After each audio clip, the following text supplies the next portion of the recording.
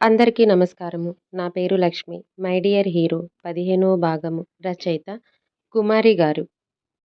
యోగి మీద అరిచి, ఇప్పుడే నిన్ను ఉద్యోగం నుండి పీకేస్తున్నా అని చెప్పి అందరి ముందు యోగిని అవమానించాడు.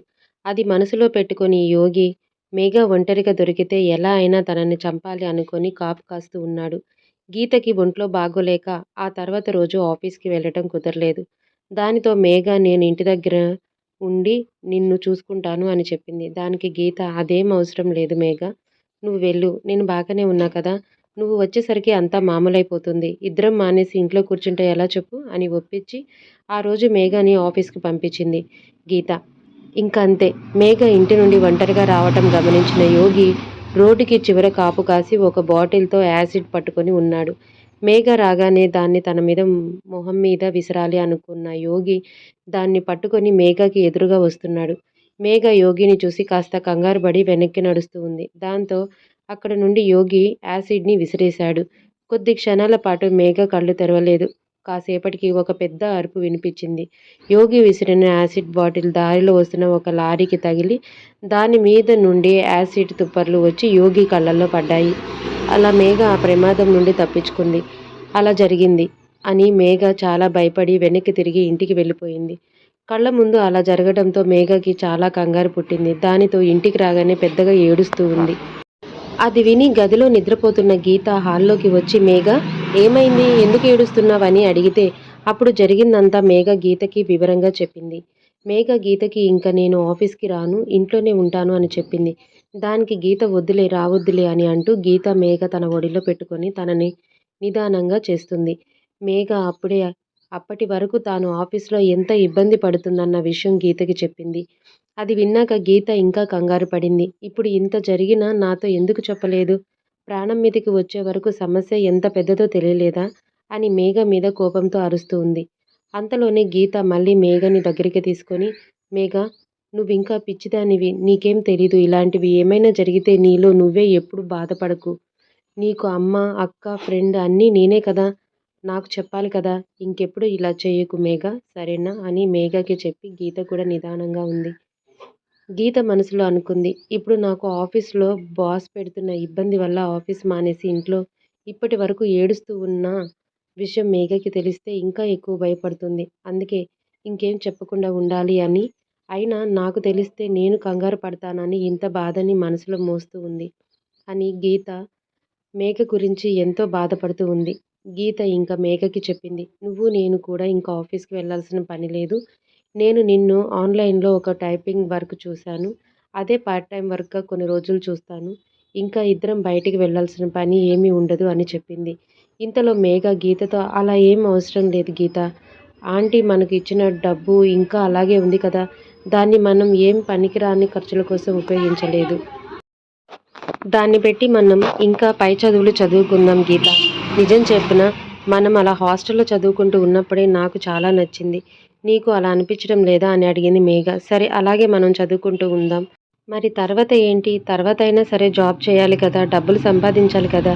అప్పుడు మన పరిస్థితి చూసి ఆంటీ మనకి చాలా డబ్బులు వేసింది. వాటితోనే మనం ఇంతకాలం ఏం ఇబ్బంది లేకుండా ఉన్నాము. ఇంకా అవి ఎంతకాలం ఉంటాయి? కూర్చొని ఖర్చు పెడితే అయిపోతాయి అని చెప్పింది గీత. గీత మాటలు విని మేఘ మళ్ళీ అంది, అలా కాదు గీత, చదువుకుందాం. నిన్న ఆఫీస్‌లో ఒక అమ్మాయి చెప్పింది. ఊరికే ఒక డిగ్రీ చేస్తే ఇలాంటి చిన్న చిన్న ఉద్యోగాలొస్తాయి. అదే ఏదైనా పీజీ గాని, పీహెచ్‌డీ గాని చేస్తే మంచి ఉద్యోగం వస్తుంది అని చెప్పింది మేఘ. సరే ఇప్పుడు ఏం చేద్దామంటావు? అని అడిగింది గీత. మనం కూడా పై చదువు చదువుకుందాం గీత. పీజీ చేద్దాం. పీహెచ్‌డీ వద్దులే. పోనీ దాన్ని బట్టి అయినా మంచి ఉద్యోగం వస్తుంది కదా! చేద్దాం గీత ప్లీజ్ ఒప్పుకో అని ఒప్పిస్తూ ఉంది మేఘ. గీతని సరే అని తల ఊపి సరే ఒప్పుకున్నా అని చెప్పింది. దానితో పాటు పార్ట్ టైం కూడా చేసుకుందాం. నువ్వు రోజు బుద్ధిగా కాలేజ్‌కి వెళ్ళు అని చెప్పింది గీత. మరి నువ్వు రావా? అని అడిగింది మేఘ. వస్తాను. కేవలం ఎగ్జామ్స్‌కి వచ్చేలా మాట్లాడుకుని వస్తాను అని చెప్పింది గీత. సరే. ఎలా అయితేనేమి ఒప్పుకున్నావు కదా! అదే చాలు. అయితే నేను రేపు వెళ్ళి మన కోసం అడిగి వస్తా అని చెప్పింది. మేఘ అలాగే చెయ్యి అని ఒప్పుకొని వంటగదిలోకి వెళ్ళింది. గీత అలా అక్కడ కళ్ళు తెరిచి చూసింది గీత. అలా తన గతం అంతా కళ్ళ ముందు కట్టినట్టు కనిపించింది గీతకి. నిన్నటి వరకు ఒకలా ఉన్నవాళ్ళు ఈరోజు ఏం జరిగింది అని ఇలా ఒక సంఘటనలో ఆగి ఇంతలా ఆలోచిస్తూ ఉన్నారు. గీత తన గతం నుండి ఇంకా బయటికి రాలేదా? మేఘ ఇంకా అదే కథలో ఆగిపోయి ఉందా? అసలు వాళ్ళు ఇద్దరు ఏం ఆలోచిస్తూ ఉన్నారు అని అర్థం కావటం లేదు. అలా ఏడుస్తూ గీత ఒడిలోనే నిద్రపోయిన మేఘ ఒక్కసారిగా ఉలిక్కిపడి లేచి గీత చెయ్యి గట్టిగా పట్టుకొని చుట్టూ చూస్తుంది. గీత ఎవరైనా వచ్చారా అని ఒక్క ప్రశ్నతో గీతకి అర్థమయ్యింది. మేఘ చిన్నప్పటి విషయాన్ని ఇంకా మనసులో తన మెదడులో అలాగే పెట్టుకొని భయపడుతూ ఉంది అని. ఇప్పుడు విషయం ఏంటి అంటే ఆర్య ఒక వెయిటర్. దాంట్లో వాళ్ళకి ఉన్న సమస్య ఆర్య కాదు, వెయిటర్ ఆర్య.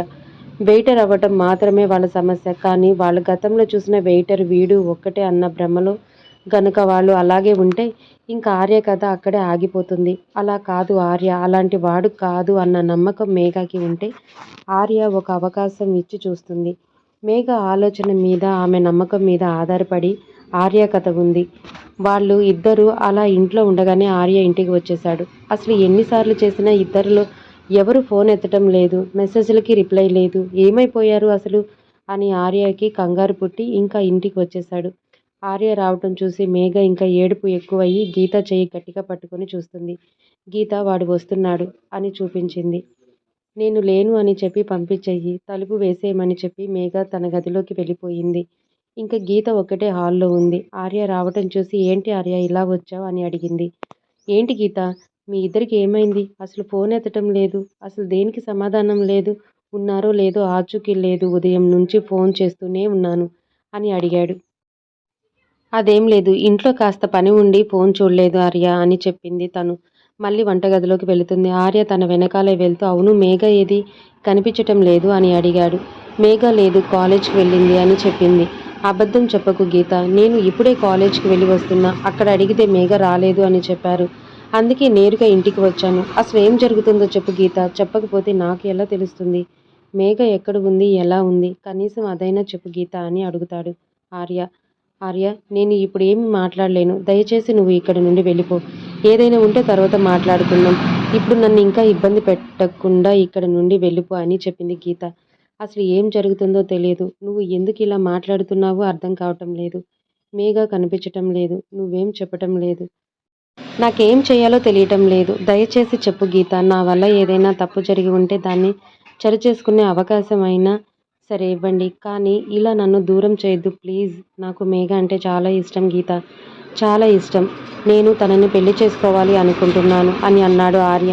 అది విని గీత కాస్త ఆలోచనలో పడి ఇప్పుడు నువ్వు వెళ్ళు ఆర్య, తర్వాత మాట్లాడుకుందాం. నన్ను ఇప్పుడు నమ్ము, ఇప్పుడు వెళ్ళు అని చెప్పింది గీత. చెప్పినట్టు విన్నాడు ఆర్య. సరే గీత, ఇప్పుడు వెళ్ళిపోతా, కానీ తర్వాత చెప్తావు కదా ఖచ్చితంగా అని అడిగాడు ఆర్య. చెప్తాను ఆర్య, ఇప్పుడు నువ్వు వెళ్ళిపో అని చెప్పింది. ఆర్య అక్కడి నుండి వెళ్ళిపోయాడు. ఆర్య అక్కడి నుండి వెళ్ళాక ఇంటికి వెళ్ళి వాళ్ళమ్మని కలిశాడు. అమ్మ దగ్గర కూర్చొని ఆమెతో మాట్లాడుతూ ఉన్నాడు. ఏం జరిగిందో తెలియటం లేదమ్మా. నిన్నటి నుండి మేఘ అదోలా ఉంది, దూరంగా ఉంది. ఫోన్ ఎత్తటం లేదు. గీత కూడా అలాగే ఉంది, ఫోన్ ఎత్తటం లేదని చెప్పాడు. అప్పుడు వాళ్ళమ్మ సైగలు చేస్తూ మాట్లాడుతూ ఉంది. కొడుకు మాటల్లో బాధని అర్థం చేసుకొని మరేం చెయ్యాలి, ఇంటికి పోయి మాట్లాడాల్సింది కదా నాన్న అని చెప్పింది. వెళ్ళానమ్మా, ఇప్పుడు అక్కడ నుండి వస్తున్నా. గీతను కలిశాను. మేఘ ఇంట్లో లేదనుకుంటా. ఒకవేళ ఉండి కూడా లేదు అని చెప్పిస్తుందేమో తెలీదు. గీత కూడా సరిగ్గా మాట్లాడటం లేదమ్మా. నేను ఎప్పుడు ఇంటికి వెళ్ళినా కాఫీ పెట్టి ఇస్తాను అనేది. అలాంటిది ఈరోజు ఇందాక వెళ్ళా కదా, అసలు సరిగా మాట్లాడలేదు. పైగా వెళ్ళిపో, తర్వాత మాట్లాడుకుందాం అని నన్ను పంపించేసింది అని చెప్పాడు. మరి తర్వాత మాట్లాడుకుందాం అని అడిగింది. అమ్మా అది కూడా అడిగానమ్మా, మాట్లాడతాను అని చెప్పింది అన్నాడు ఆర్య. సరే అంతవరకు ఆగు. ఆడపిల్లలు కదరా, వాళ్ళు ఏదో సమస్యలు ఉండి ఉంటాయి. నీకేం చెప్పుకుంటారు? ఏదో చిరాకులో ఉండి అలా అన్నారు ఏమో, కాస్త ఆగు, వాళ్ళే మళ్ళీ మామూలు అవుతారు అని చెప్పింది. కానీ ఆర్య మాత్రం అదే ఆలోచనలో ఉండిపోయాడు. ఇంతలోనే గీత ఫోన్ చేసింది. ఆర్య, ఎక్కడ ఉన్నావు అని అడిగింది. ఇంట్లో ఉన్న గీత. ఏమైంది, మేఘ వచ్చిందా? ఇప్పుడు నీతో ఉందా అని అడిగాడు ఆర్య. నువ్వు ఇంట్లోనే ఉన్నావు కదా అని అడిగింది. మళ్ళీ అవును గీత, ఇంట్లోనే ఉన్నాను, అమ్మతో ఉన్నాను అని చెప్పాడు. సరే, నేను మీ ఇంటి దగ్గరలోనే ఉన్నాను, ఒక 15 నిమిషాలు వస్తాను అని చెప్పింది. అడ్రస్ ఎక్కడ అని అడిగింది గీత. దానికి ఆర్య ఎందుకు గీత, ఇప్పుడు ఎక్కడ ఉన్నావో చెప్పు, నేనే వచ్చి ఇంటికి తీసుకొని వస్తాను అని అన్నాడు. కానీ గీత ఒప్పుకోలేదు. ఎందుకు ఆర్య, నేనే వస్తాను, ఈ పక్కనే మా ఫ్రెండ్ ఇల్లు, నేనే బండి వేసుకొని వస్తున్నాలే అని చెప్పి ఫోన్ పెట్టేసింది గీత. ఆర్యకి ఏం అర్థం కాలేదు. సరే ఇంటికి వస్తుంది కదా అని అనుకొని చూస్తున్నాడు. ఆర్య కంగారు చూసి ఏమైంది అని అడిగింది అమ్మ. గీత వస్తుందంటమ్మా, అడ్రస్ చెప్పాను, ఒక 15 నిమిషాల్లో వస్తాను అని చెప్పింది. ఏం జరిగింది తెలియటం లేదు. ఇప్పుడు గీత వస్తుంది కదా, విషయం చెప్తుంది అనుకుంటున్నా అని అలా గుమ్మం వంక చూస్తూ ఉన్నాడు ఆర్య. ఆర్య అలా 15 నిమిషాల కంటే పైనే గుమ్మం వైపు చూస్తూ ఉన్నాడు. కానీ గీత రావటం లేదు. ఎందుకైనా మంచిది ఎదురు వెళ్ళి అని వాళ్ళ అమ్మ చెప్పింది. సరే అమ్మా అని లేచి చూసేలోపు గీత గుమ్మం దగ్గర ఉంది. గీత, వచ్చావా? నీకోసమే చూస్తూ ఉన్నా. రా గీత. మేఘ రాలేదా? ఎలా ఉంది తను? ఏమైంది అసలు తనకి? నా విషయంలో ఏదైనా పొరపాటు జరిగిందా? అలా ఏదైనా జరిగితే నాకు చెప్పు గీత, నేను సరిచేసుకునే ప్రయత్నం చేస్తాను. కానీ మీ ఇద్దరు ఇలా ఏం మాట్లాడుకుని ఉంటే నాకేం తెలుస్తుంది? నేను మొన్న సాయంత్రం మేఘని ఇంటి దగ్గర వదిలి వచ్చాను. అప్పుడే చెప్పాను గీతకి నువ్వంటే నాకు ఇష్టం అని. గీత కూడా తను కూడా ఒప్పుకుంది. అసలు దానికంటే ముందే మేమిద్దరం ఇంట్లో మాట్లాడుకున్నాం. ఒకరి మీద ఒకరికి ఉన్న ప్రేమ చెప్పుకున్నాము.